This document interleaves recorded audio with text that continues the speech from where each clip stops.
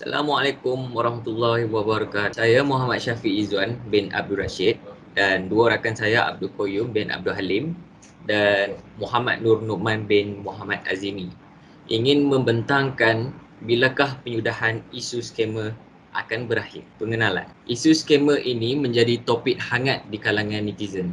Skamer makau, skamer pinjaman pelaburan, penipuan cinta dan bahkan aktiviti kedai akaun dan lain-lain.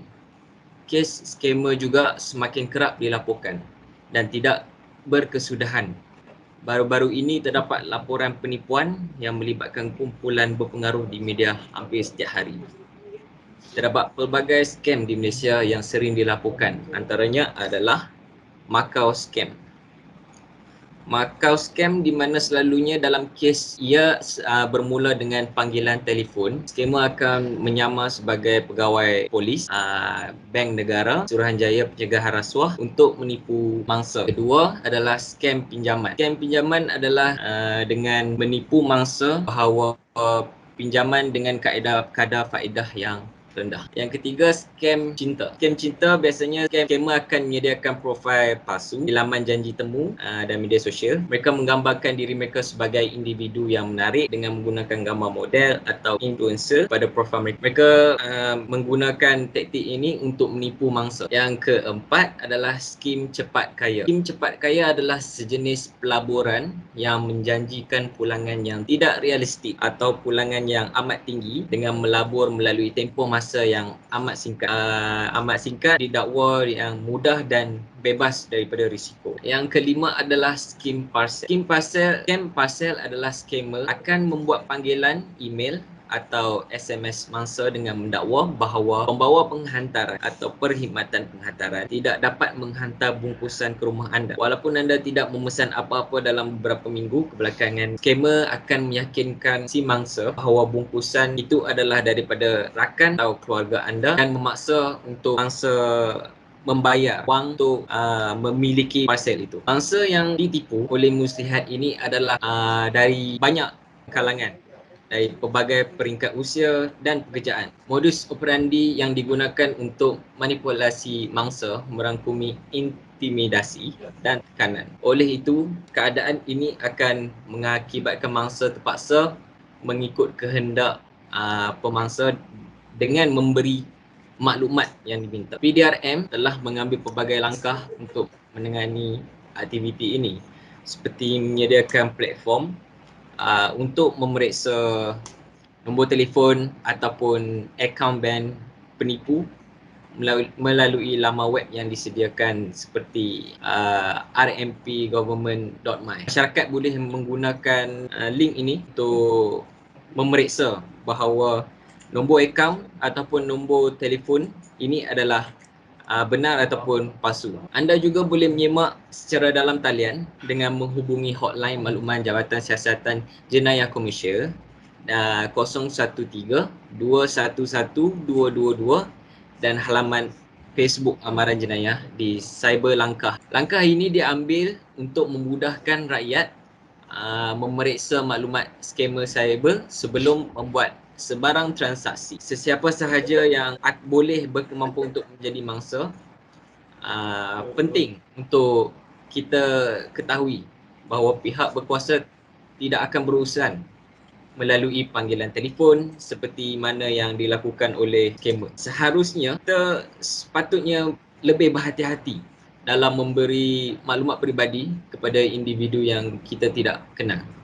Ia penting untuk mengelakkan kita daripada menjadi mangsa kegiatan tidak bermoral ini. Isu ini juga menjadi semakin hangat dan semakin kerap oleh sebab skamer masa kini mempunyai teknologi yang lengkap dan mempunyai ilmu yang tinggi dalam teknologi pada masa kini. Oleh sebab itu, individu skamer yang tidak bertanggungjawab ini telah menyalahgunakan semua teknologi pada masa kini untuk membuat penipuan terhadap orang lain. Isu ini semakin hangat juga adalah sebab individu masyarakat tidak berhati-hati dan tidak peka dengan jenayah ini. Terlalu mudah tanpa sebarang membuat sedilikan dan yang teliti dan mempercayai individu tidak bertanggungjawab ini. Latar belakang scam adalah adalah satu penipuan tidak kira di internet atau di alam nyata. Biasanya pemangsa memenangkan kepercayaan mangsa dengan janji-janji manis. Penipuan juga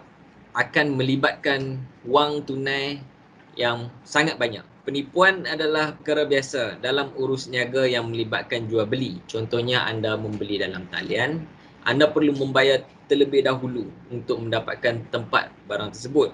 Dengan janji manis bahawa barang akan tiba dalam masa 2 hari, anda akan mempunyai keyakinan kepada penjual dan pemeriksaan tidak diperlukan. Jadi ini adalah salah satu cara scammer untuk menipu mangsa dengan memberi janji manis bahawa parcel ataupun barang akan sampai dalam masa terdekat. Apabila tarikh tiba, barang yang anda beli tidak sampai. Kerana teknologi yang digunakan melibatkan kejuruteraan sosial, penjahat ataupun scammer ini biasanya sangat licik dan sukar dikesan. Scammer selalunya mempunyai ilmu teknologi yang amat tinggi.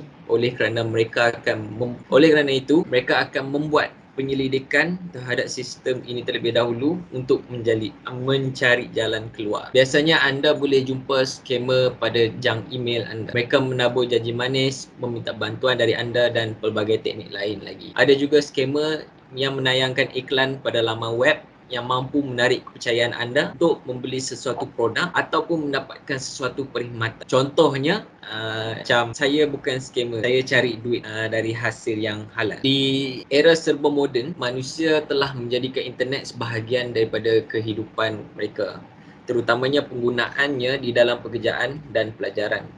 Mereka menggunakan komputer sebagai alat menghubung untuk menghantar pesanan dan menggunakan internet sebagai alat untuk bersosial di media sosial. Akan tetapi, perlu diingat bahawasanya di alam cyber ini terdapat juga jenayah dan salah laku yang boleh berlaku seperti jenayah fizikal. Dalam keadaan kita leka bersosial di media sosial dan kesibukan kita menyiapkan kerja, tugas dalam komputer, jenayah ini boleh bergerak secara senyap tanpa pengetahuan pengguna internet sehingga menyebabkan kerugian yang amat besar kepada mangsa. Permasalahan kajian ini tertumpu kepada dua jenayah utama dalam jenayah cyber ini, antaranya jenayah penggodaman. Jenayah penggodaman ini dilakukan oleh pihak yang tidak bertanggungjawab, mempunyai tujuan. Ada yang bertujuan untuk menakutkan pengguna seperti mencuri gambar pengguna di Facebook, kemudian mengugut dan menyebarkannya di khalayak umum. Ada juga yang bertujuan untuk kepentingan peribadi seperti menggodam bank dan merosakkan sistem pertahanan. Syarikat kewangan kemudian mencuri wang dari situ menggunakan perisian yang direka oleh penggodam. Daripada segi hubungan antara negara, ada yang menggodam laman web kerajaan bertujuan kerana marah atau dendam, atau mendapatkan maklumat untuk pihak musuh. Selain itu, jenayah scam terhadap pengguna internet. Jenayah ini telah menyebabkan kerugian wang yang amat besar kepada pengguna disebabkan termakan tipu daya. Scammer telah menjanjikan mereka janji-janji palsu terutama dalam jual beli internet. Sehubungan dengan itu, kajian ini akan memfokuskan bentuk-bentuk serangan scammer yang telah dilakukan di Malaysia terhadap masyarakatnya. Kajian ini juga adalah berdasarkan laporan-laporan mangsa yang telah direkodkan dari pihak berkuasa. Perkara ini masih tidak dapat diselesaikan kerana ketidakprihatinan oleh sesetengah masyarakat di Malaysia. Untuk tajuk seterusnya saya akan serahkan kepada Abdul Qayyum. Okay, Assalamualaikum dan selamat sejahtera.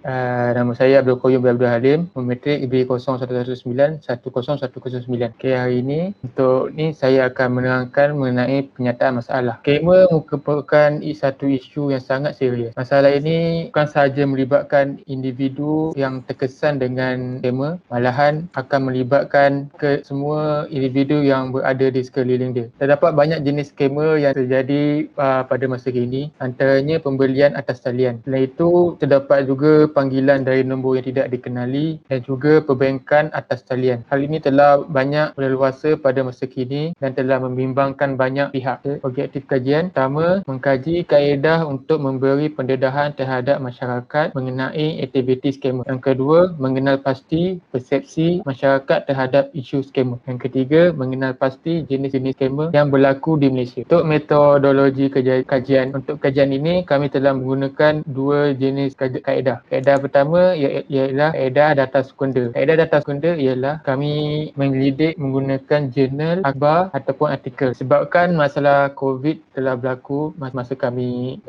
membuat kajian ini sehingga sekarang. Jadi segala jurnal, artikel dan akhbar kami dapatkan melalui atas talian iaitu online.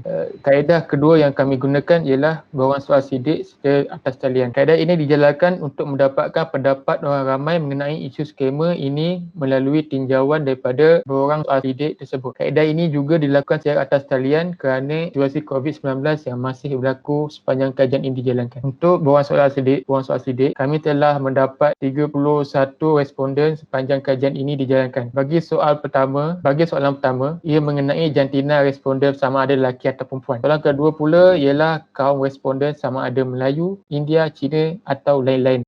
Manakala soalan ketiga mengenai umur responden. Bagi soalan ketiga, pecahan pilihan jawapan terbagi pada 5. Responden berumur 12 hingga 20 tahun, 21 hingga 30 tahun, 31 hingga 40 tahun, 41 hingga 50 tahun ataupun 50 tahun ke atas. Seterusnya, soalan keempat hingga ke-10 kami bertanya kepada responden mengenai isu skema ini. Soalan keempat, ke-5, ke-8 dan ke-9 mempunyai pilihan jawapan ya atau tidak. Bagi soalan ke-6 mempunyai banyak pilihan jawapan iaitu 1 untuk tidak setuju, 2 untuk tidak setuju, 3 untuk kurang setuju dan 4 untuk setuju, manakala 5 untuk sangat setuju. Bagi soalan ke-7, responden boleh memilih pendapat yang diberikan iaitu sama ada tidak ambil serius mengenai isu ini atau mudah terpengaruh dengan iklan-iklan di media sosial. Responden juga boleh memberikan pendapat sendiri di ruangan ada. Manakala bagi soalan terakhir iaitu soalan ke-10 dalam bentuk subjektif iaitu responden boleh memberikan pendapat mereka dengan menulis di ruangan jawapan yang disediakan.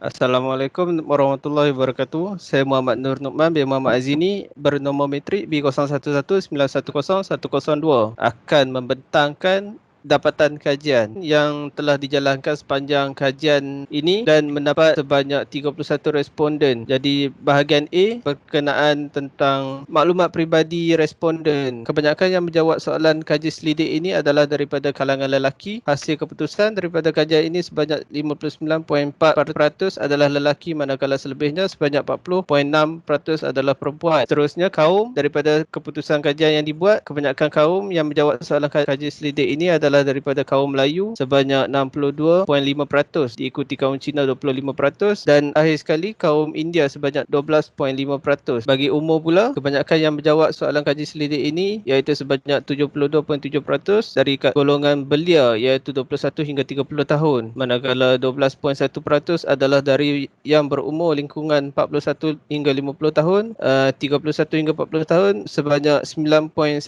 selebihnya 6.1% adalah dari umur 12 hingga 20 tahun. Bagi umur 50 tahun ke atas, tiada rekod menunjukkan golongan yang berusia 50 tahun ke atas yang menjawab soalan kaji selidik ini. Seterusnya, bahagian B. Soalan pertama adalah, adakah anda mengetahui tentang skema? Kebanyakan yang menjawab soalan kaji selidik ini sedia maklum tentang isu skema ini, manakala sebilangan sahaja yang kurang berpengetahuan tentang isu skema ini. Keputusan yang direkodkan daripada kajian ini sebanyak 93.9% katakan ya mengetahui tentang skema. Terusnya, soalan kedua adalah, adakah anda pernah menjadi salah seorang mangsa skema? Daripada kajian ini, keputusan yang didapati daripada kaji selidik adalah 44.10% responden pernah menjadi mangsa skema dan selebihnya sebanyak 55.9% tidak pernah. Yang pernah menjadi mangsa skema agak begitu tinggi dan perlu mencari jalan untuk mendedahkan kepada masyarakat tentang isu skema ini. Seterusnya, soalan ketiga, adakah anda tahu isu ini adalah serius dan boleh dikenakan tindakan undang-undang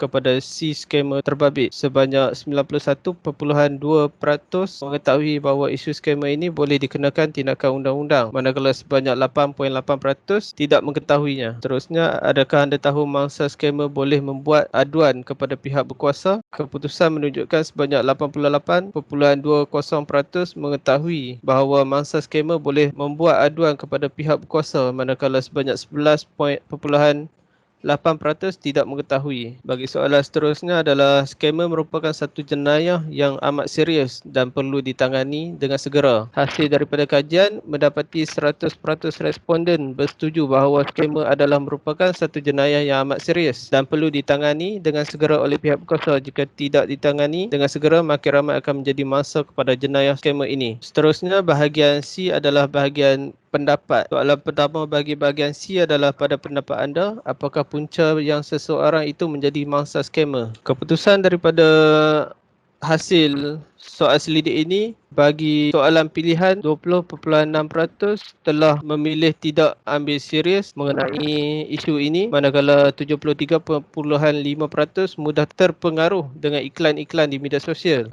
Seterusnya 2.9% memilih nak cepat kaya. Bagi yang terakhir, 2.9% berfikir bahawa perkara yang dinyatakan itu dapat menjadikan diri individu itu cepat kaya. Seterusnya, bagi soalan pendapat kedua, soalan subjektif, kebanyakannya responden telah memberi jawapan yang positif seperti yang dinyatakan di dalam video ini. Langkah-langkah bagi mengatasi atau pencegahan dari isu skamer ini, salah satunya adalah jangan berkongsi maklumat peribadi di mana-mana platform atas talian yang tidak selamat. Maklumat peribadi seperti nombor akaun bank, kata laluan perbankan dalam talian, kod CVV pada kad bank dan nombor TSC perlu disimpan dengan selamat untuk kegunaan sendiri sahaja. Sekiranya pihak tidak bertanggungjawab meminta maklumat peribadi anda, lebih baik anda tamatkan panggilan dan atau interaksi tersebut. Bagi yang kedua, hubungi talian khidmat pelanggan jika berasa was-was tentang sesuatu perkara. Sekiranya anda ada menerima panggilan yang mencurigakan berulang kali, catatkan butiran dan nombor berkenaan dan terus hubungi talian khidmat pelanggan untuk menyatakan segala butiran perbualan anda. Yang ketiga adalah gunakan aplikasi untuk mengenal pasti dan menyekat talian. Dengan bantuan teknologi yang semakin canggih, anda dapat menapis panggilan yang tidak dikenali terlebih dahulu. Kami sarankan anda gunakan app Truecaller bagi mengenal pasti panggilan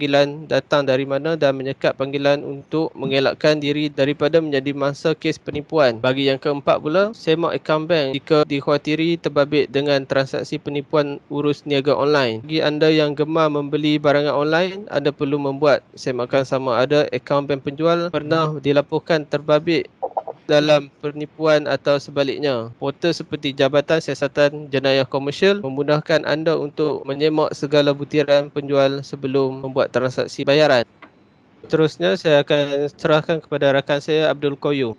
Kesimpulan untuk kajian kami, rakyat Malaysia perlu bijak untuk mengenai skamer. Pada semua yang menggunakan media sosial, antara cara yang terbaik ialah mengelakkan menggunakan identiti asal, iaitu sentiasa kerap menayangkan mengenai maklumat peribadi sendiri. Itu yang kedua, sentiasa selidik terlebih dahulu sesuatu info itu. Dan yang terakhir, kita perlu selalu bijak dan cermat ketika melakukan pembayaran dan pembelian atas talian. Hal ini sekaligus dapat menghindarkan kita daripada terlibat untuk menjadi mangsa skamer. Sekian, terima kasih.